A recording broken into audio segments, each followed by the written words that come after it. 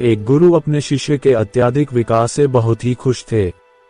उन्हें लगा कि अब शिष्य का मार्गदर्शन करने की कोई जरूरत नहीं है, इसलिए उस शिष्य को एक नदी किनारे बनी अपनी छोटी सी कुटिया में छोड़कर निकल पड़े। रोजाना सुबह स्नान के बाद शिष्य शेर की खाल से बने अपने कपड़े को सुखाने के लिए टांग दिया देता था। यही एकमात्र वस्तु थी जो उसके पास थी।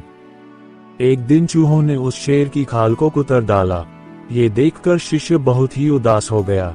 वस्त्र न होने के कारण वह दूसरे वस्त्र मांगने गांव वालों के पास पहुंचा। अगले ही दिन चूहों ने दूसरे वस्तु में भी छेद कर डाला। चूहे से परेशान होकर उसने एक भी बिल्ली पाल लिया।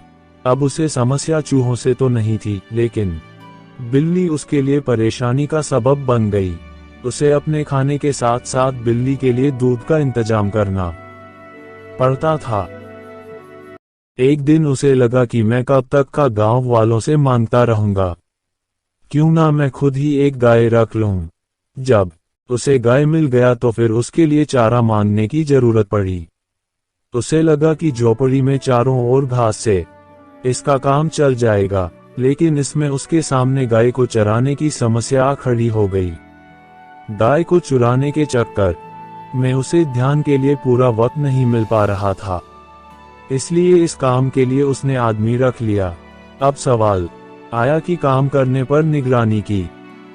इसके लिए उस शिष्य ने एक महिला से शादी कर ली, जो इसके इन सारे कामों को निगरानी करती और उसके काम में हाथ बटाती। आगे चलकर ऐसा वक्त आया जब वह गांव का सबसे धनी व्यक्ति बन गया। कई सालों के बाद अचानक एक दिन गुरुजी उस गांव में पहुंचे। सब कुछ बदला हुआ देखकर वे दंग रह गए।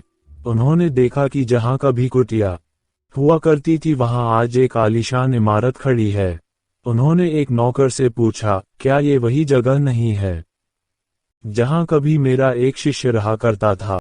नौकर उन्हें कोई जवाब देता, इससे पहले ही गुरु का वह शिष्य हाजिर हो गया। गुरु ने उसे पूछा, वत्स, आखिर ये सब क्या है? इस पर शिष्य ने कहा, आपको विश्वास नहीं हो रहा है न? लेकिन मेरे पास सिवाय इसके कोई दूसरा तरीका नहीं था कि मैं शेर की खाल को हटा देता। इस कहानी से हमें ये सीख मिलती है कि छोटी जरूरत या बदलाव के आधार पर बड़े परिणाम मिलते हैं।